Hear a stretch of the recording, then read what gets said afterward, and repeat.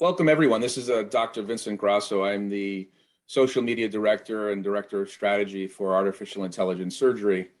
And we have a very interesting guest today on our show that will be introduced by Dr. Gumbs, our editor of our journal. And our podcast is AI and Cybersurgery. So we're verbally talking about all sorts of interesting things that revolve around AI and surgery and robotics and a whole host of things. So let me turn it over to Dr. Gumbs.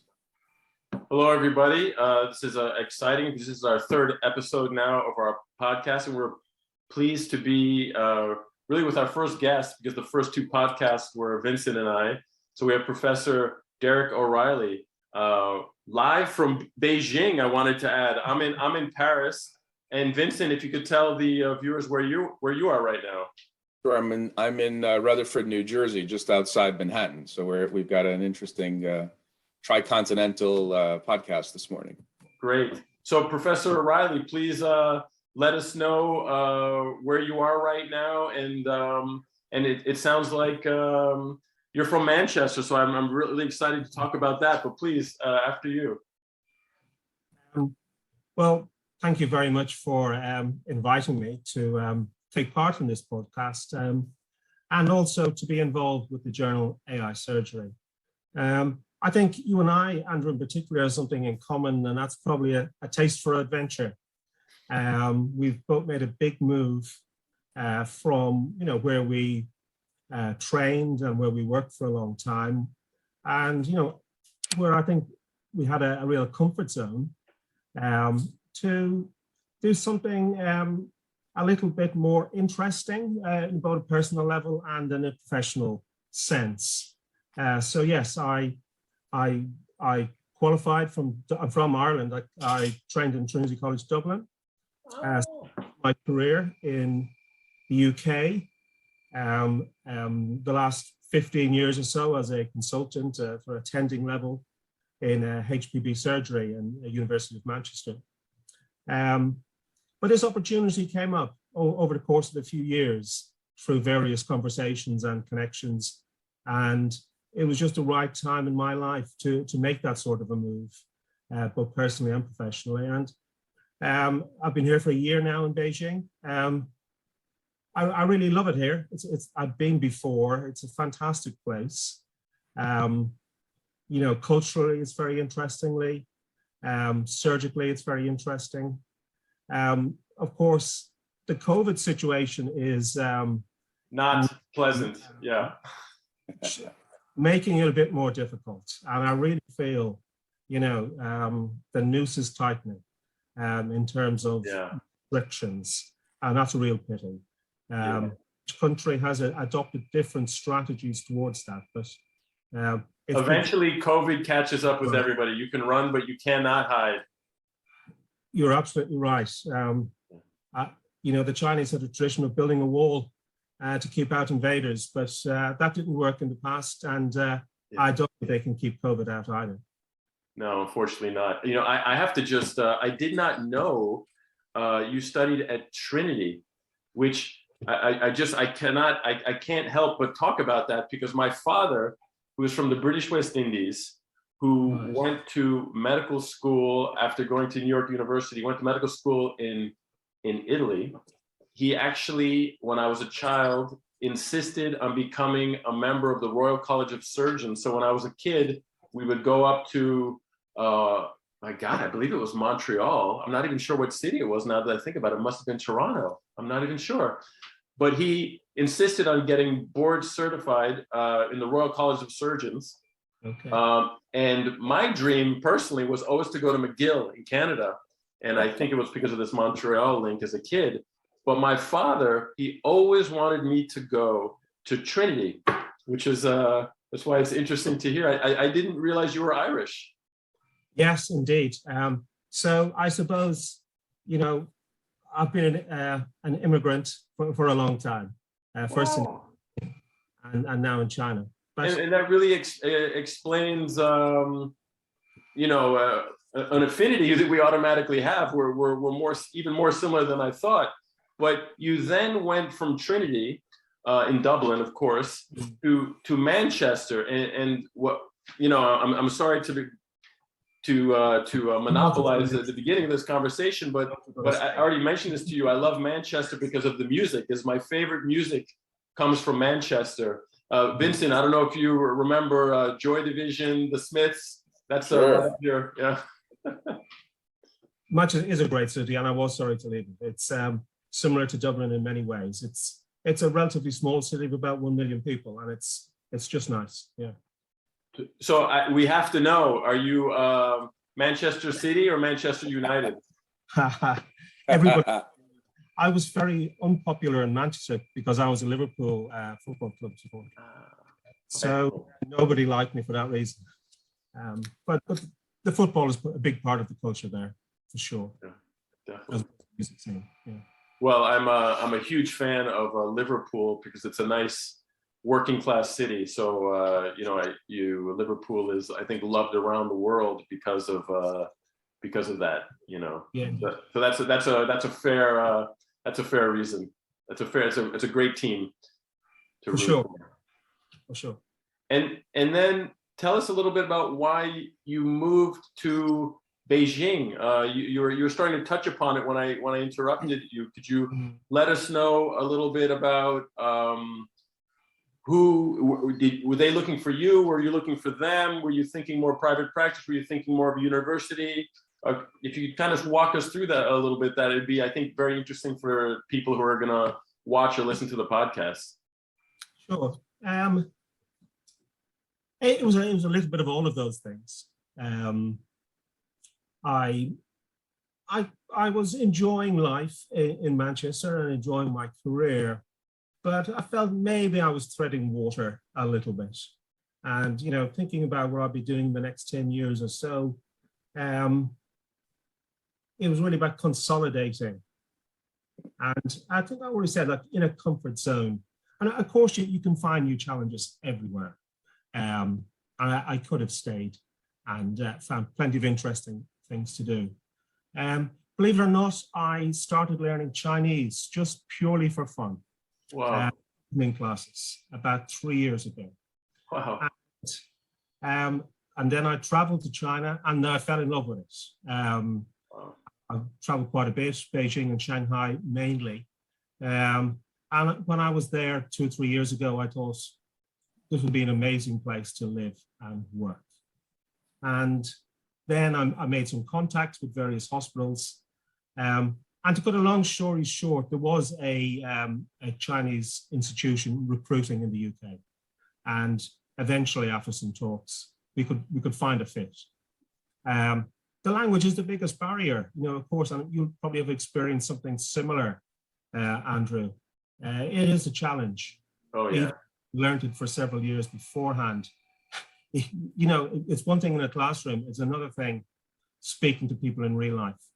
Well, for us, that's not even the most difficult, I think. The speaking and the understanding with patients is not even the true challenge is writing your notes. Do you have to write in Chinese also? No, fortunately not. Again, that's something I'm interested in learning, that the characters as well are fascinating. But you can get by in English in this hospital. A lot of the communication is in English. The handover in the mornings in English. The ward rounds are in English. A lot of the patients here are, expats. I can speak a little bit of Chinese to the patients, but there's always somebody to translate. The only place I would insist on having a translator, somebody who's fluent in both languages, is in the operating theatre, because that's when there can be no mistakes. So, Vincent, you know a lot about natural language processing. It's really amazing to me how English has really become the international language of medicine, to the point I'm finding out now that you can be working in a hospital speaking English even in China nowadays. And it's not the American hospital of Beijing. No, that's right. It's a hospital. Yeah. So Vincent, what do you think the role of natural language processing in a situation like this? Is there any real-time translating artificial intelligence out there that Professor O'Reilly could be using, or in the You future? know, it's very interesting you bring that up, and I'm very excited to learn more about what you're doing over there. The natural language processing and parsing requires obviously text. Part of the challenge has always been translating the verbal, right? So we're speaking now. You first need to take the voice and convert it into text before you can do any NLP on it. So there's the conversion factor of accurately translating what we're saying into text, and then the text gets parsed. What's fascinating now is, I don't know if you're aware, and we'll be working with this group on our podcast. NVIDIA has a very interesting new platform called Maxine that does simultaneous translation into multiple languages as you're speaking. So there's been a lot of advances in the cloud for taking audio, right, conversation, converting it into text, doing the translation, and then you have a good shot at making informational sense of what's been spoken. I applaud your efforts. Andrea and I, we're Romance language guys. I speak fluent Italian and Spanish. She's fluent in French and Italian, and they're all Latin derived languages, which makes it easy for us. But what you've done is something completely different, going off and learning a completely different language. What a challenge that is. I guess that's part of the fun. You're an adventurous guy, and we applaud your efforts on that. Yeah, it's a monumental effort. I mean, my mother's Italian. I have an Italian passport, and obviously moving to France was difficult for the language. But I mean, learning Chinese is it's a whole other level. We actually plan to translate our podcast into Chinese also, right, Vincent? Because we want to include the world, and obviously the Chinese speaking part of the world is massive, and we don't want to absolutely leave it out. I mean, it's you're a huge part of that, Professor O'Reilly. So. Derek, can you tell us a little bit about your hospital from the perspective of, we're accustomed to private and not-for-profit hospitals in the United States, most of them run by big not-for-profit healthcare organizations. But you're in a space that's we're not all aware of the subtleties. Are you in a private hospital, a state-run hospital, and how's your department? Is it supported technically? Do you feel that you have access to the technology that you'd like? Just give us a little background about where you are and the hospital you're at. Sure. Perhaps even before that, I was a great fan of the National Health Service. I worked in the National Health Service for 30 years. And it's free for everybody. It's free at the point of care on the basis of need, not ability to pay. And that was a great motivator for nearly everybody who worked in it. They're very proud to be part of that. And the standard was also very high in the National Health Service. There wasn't pockets of excellence or brilliance in one part and poor standards in others. It was all about trying to equalize to a good standard. And in my own specialty in HPB surgery, one of the things that we did I think the biggest improvement we made was to specialize and have specialist centers. So in HPB surgery, that meant there was about 15 HPB units in the country, each with a catchment area of about 3 to 4 million people. And that allowed us, to have the surgeon volume and the hospital volume to get best results. Possibly the downside of the NHS was that innovation, cutting edge things were not all really on the agenda. It would have, robotic or AI surgery would require the evidence to already be there and for it to be cost effective before you would have access to that. So China is very different. It's a communist country, but to me it seems like more very much a capitalist outlook. I mean that's very natural for Chinese people they love money. They love making money. That's part of the culture. They give each other money as gifts, and the greetings are all about hope you get rich. That's an ancient culture. And Chinese healthcare is maybe not as socialized as you might have thought it would be, looking from the outside. There's a lot of private hospitals. And they very much, I think, follow the American model. And many of them are for profit. And there's a lot of venture capitalists investing in healthcare in China, especially in the bigger cities like Beijing, Shanghai, and others. So yeah, I work in one of those institutions. I think it'd be very difficult for me to work in a more public health care system, probably because of language at the moment. It's because it's an international setup. It's sort of a bilingual hospital and quite comfortable for me to work in. And I think that it's a similar situation in the US. Having robots, having the latest Da Vinci is a big marketing tool for hospitals. And that's why I think they're prepared to push with it as a bit of a loss leader, to say to show that they are cutting edge, they've got the latest technology. And so that's good for us as surgeons. We do get access to robotic surgery, and there's been robots here in hospitals like this for a decade or more. Whereas where I was previously, the NHS was only at the stage of purchasing them at the moment. That's so interesting what you're saying about China, because of course that's not what Vincent and I would have expected.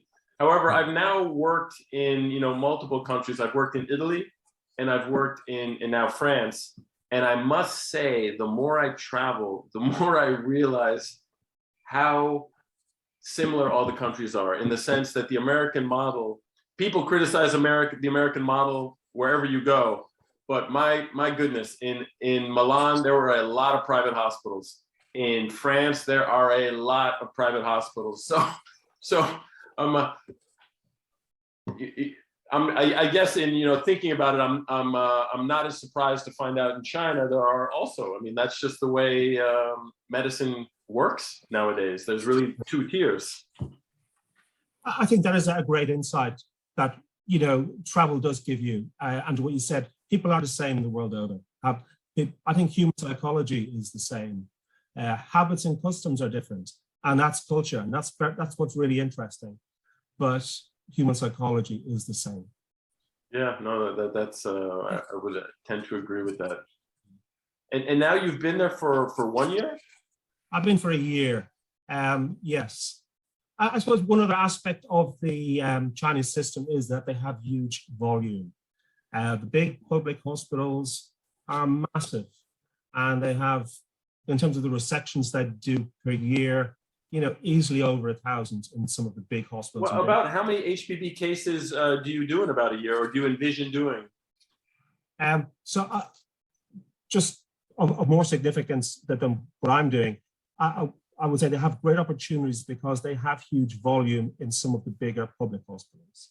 So they would be doing easily over 1,000 whipples a year in several. Unbelievable. Wow. Or in Shanghai, absolutely.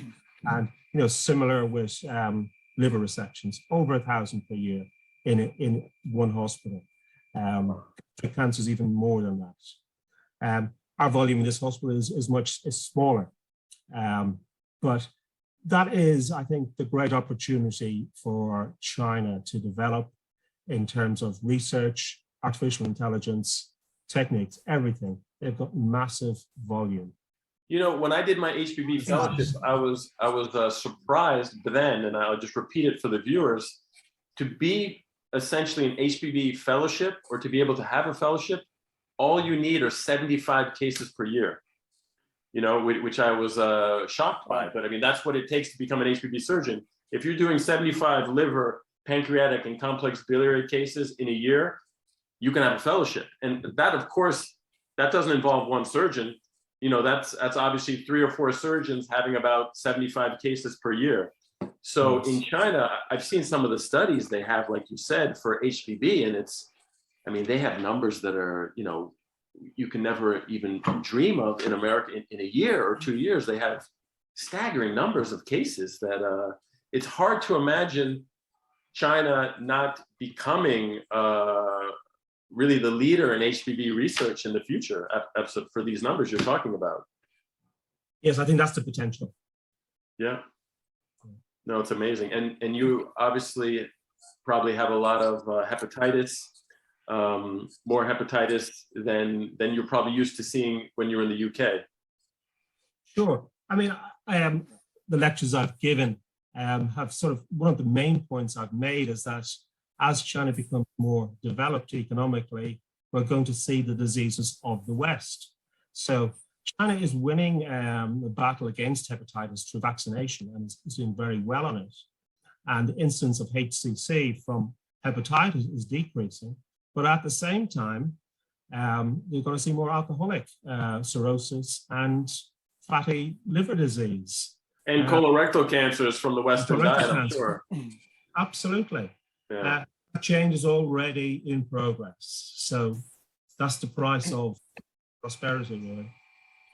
The interesting point is when you're doing these kinds of volumes of surgery, as you mentioned, which is staggering, we all seem to have a different philosophy of how we treat post-operative patients. I was speaking with Andrea about that. When you're in your space, if you do a complex surgery, you're the surgeon of record, it's your patient. How is the post-operative experience there? People obviously go to a recovery space, then they go home. How effective and involved is the post-operative 30 days out care? How is that managed? Are you part of that, or is that outsourced to a different part of the hospital system? Sure. I mean, there's no one answer to that. It really depends on what part of the healthcare system you're in. And if you're wealthy in China, you will get the most luxurious hotel style standard of post-operative care with very close personal attention. But for the vast majority of people, that's not the reality. And in especially in more rural parts of China, the healthcare system is very basic, and they will still say it's a developing country. It's not a fully developed country. So there'll be a massive range of patient experience. But in these big hospitals I'm talking about, in big cities, big public hospitals have good reputations. They're politically supported, and it's where all the connected people would go to. Yeah, it's good quality healthcare, good quality post-operative care.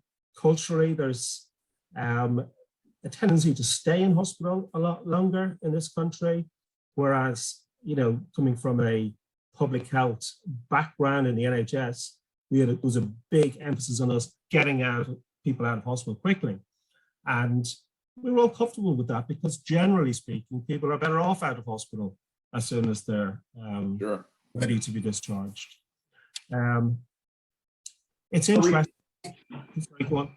Oh, sorry to interrupt you. I just wanted to, I wanted to hear what your thoughts on AI while you're in China. It sounds like you want to focus on HPV. Were there any things in particular you wanted to look at? And I also wanted to talk about the fact that you are guest editing a special issue. And I think we already have one author who's accepted. I think, was it Daniel Hashimoto? And I also wanted to talk about Henry Pitt, who's going to be your co-editor on that edition. Indeed. Well, what a legend. It certainly helps having Henry Pitt name attached to this. It adds a lot of prestige, and I'm sure will help in our call for papers. And Dan is of a different generation, but he's one of the real rising stars, if not already a star in the AI community. And one of the, I suppose, go-to papers, if you want an introduction to AI surgery, is a paper Dan wrote for Annals of Surgery, sort of review editorial paper called Promises and Pitfalls, Promises and Perils, I think, of AI surgery. And, it's a review of AI surgery and how that applies to AI and how it applies to medicine and the different aspects of artificial intelligence and some of the ethical issues that it raises. And what I've asked them to do is to sort of write a similar article with more of a focus on HPV surgery for this special edition. And delighted that it's accepted. I think it will set the tone, set the agenda for the rest of the paper. It'll be like an introduction to the topic for the general reader. And then the rest of the papers will be probably more focused. I suppose if I have an angle on what I'd like the paper to be, it would be, what problems are we trying to solve with AI? We don't want a solution in search of a problem. We want to try and address some of the real problems that we've got in HPV surgery. How can we improve outcomes? And how does AI help us to do that? And I think one of the probably most interesting areas that AI is being applied at the moment and can and should quickly be applied is surgical safety during cholecystectomy. That's a huge problem. Yeah. Still a huge problem. Despite all the education programs in the world, SAGE's huge effort on education, the incidence of bile duct injury is pretty constant over the past 20, 50 years. Yeah. Education gets us that far.